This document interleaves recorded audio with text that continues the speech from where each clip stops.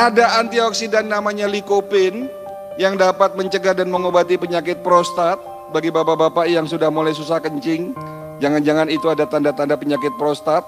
Sebetulnya bisa diobati dan dicegah dengan antioksidan namanya lycopene. Ada di mana? Di buah tomat, di biji tomat. Ada antioksidan namanya bromelin yang dapat mencegah penyakit kanker, terutama kanker payudara dan rahim. Ada di mana? Ada di bonggol nanas. Jadi kalau makan nanas, bonggol yang tengah yang keras, jangan dibuang, Bu. Itu obat untuk mencegah penyakit kanker.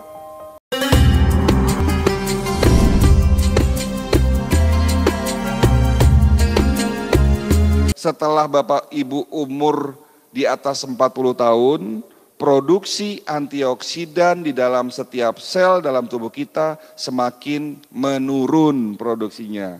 Oleh karena itu, rata-rata orang sakit diabetes, hipertensi, jantung, dan stroke selalu ada di atas usia 40 tahun. Walaupun juga sudah mulai ada yang usia sebelum 40 tahun pun sakit tersebut. Tetapi kembali lagi Allah Maha Baik. Bukan hanya menciptakan antioksidan internal dalam tubuh kita, tetapi Allah menciptakan antioksidan yang ada di sekitar kita. Ada di mana? Di mie instan? No. Di goreng-gorengan? Tidak, justru goreng-gorengan penyebab oksidasi berlebih.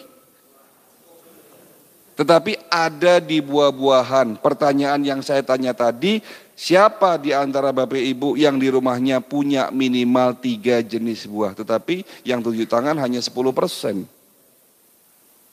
Contoh antioksidan yang namanya resveratrol.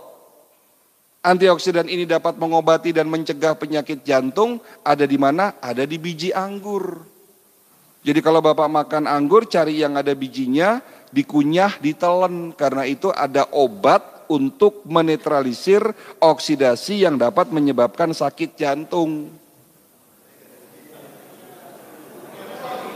Jangan dibuang.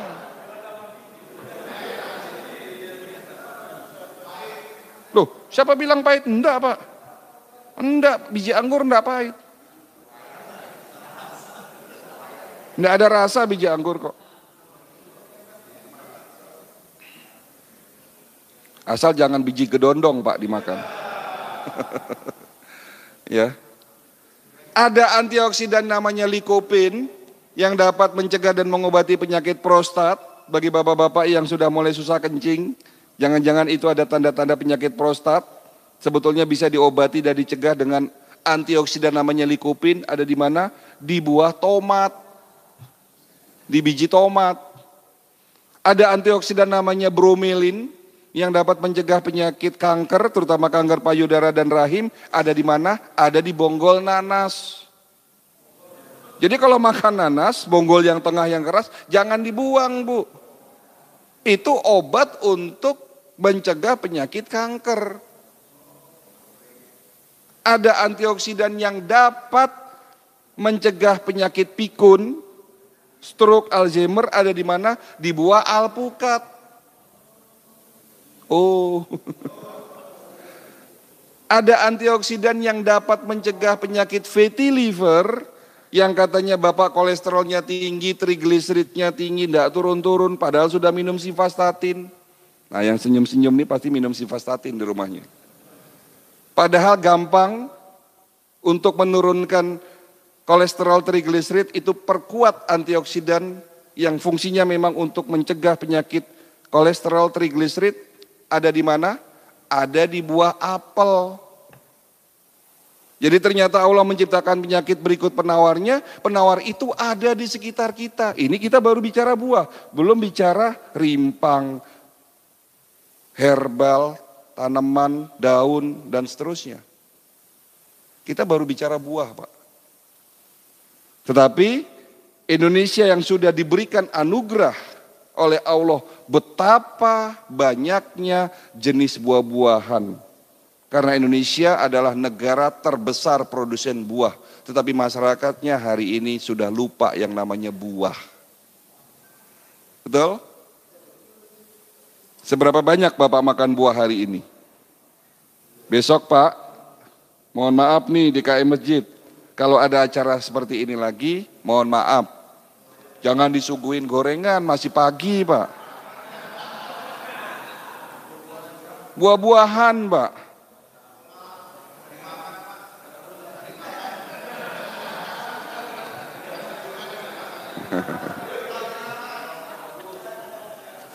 Pak, bukan bermaksud untuk, maaf ya, bukan bermaksud untuk tidak ada maksud apapun, tetapi donat, tepung, karbo, lalu digoreng, dikasih gula, pertanyaannya, apa nilai gizi dari ini? Kenyang.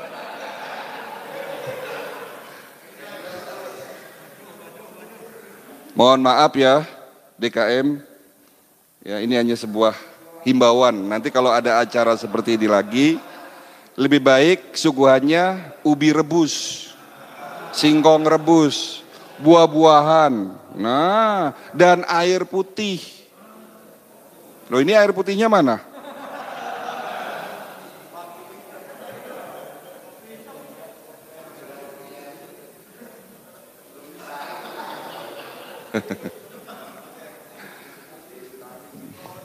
Pak, saya mau cerita Bapak Ibu sekalian, ini bagi pengalaman saja. Pengalaman macam-macam aneh-aneh selama 20 tahun ini jadi dokter, apalagi 15 tahun jadi dokter spesialis naturopati. Ya. Kemarin saya didatangi oleh seorang pasien ibu-ibu sakit diabetes.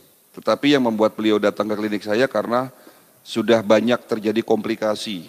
Salah satu komplikasi ini namanya gangren diabetik Pak. Bapak Ibu tahu gangren diabetik itu apa? Luka Pak, ada luka membusuk. Jadi kalau ada di luar sana ada istilah diabetes basah ya. Sebetulnya itu bukan begitu cara pembedaan diabetes. Bukan tipe basah, tipe kering, itu tidak ada di dalam medis. Ya. Jadi ibu ini datang dengan kondisi yang sudah sangat lemah Pak. Ya. Tubuhnya lemah, pakai kursi roda, kaki sebelah kanannya membusuk. Jadi waktu datang ke klinik saya itu jari kakinya sudah mulai copot satu-satu. Telapak kakinya bolong, membusuk, jarak 3 meter sudah tercium aroma tidak sedap. Datang di depan meja saya nangis-nangis. Dok, saya sudah pasrah. Sebentar lagi kaki saya mau diamputasi. Tapi terakhir saya minta tolong sama dokter. Apakah ada cara supaya kaki saya sembuh tanpa harus diamputasi? 8 bulan terakhir ini saya menderita dok, tidak bisa tidur. Ini menjelang malam, itu cekot-cekot rasa kaki saya. Kaki saya ini sudah nggak bisa, Bapak bisa bayangkan lah. Kalau kita ketusuk duri aja sakitnya kayak gimana. Nah ini lukanya menganga Pak. Ya. Padahal sudah berobat dan sakit diabetesnya sudah 10 tahun. Dan ibu ini rutin minum obat. Saya tidak minum obat selama 10 tahun, tetapi kenapa dok? 1 tahun, 2 tahun terakhir ini tubuh saya semakin melemah, gula darah saya tidak turun-turun, padahal sudah minum obat, sudah sesuai ikuti anjuran dokter, bahkan banyak organ dalam tubuh saya ini rusak. Apa yang bisa saya lakukan dengan kondisi seperti itu Pak?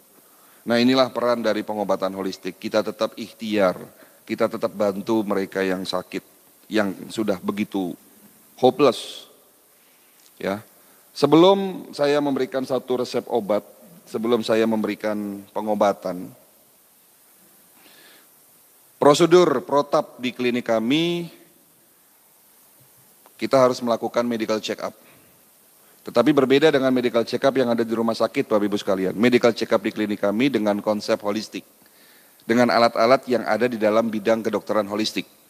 Alat ini saya temukan waktu kami masih belajar di Beijing. Nama alatnya Human Resonance Magnetic Analyzer.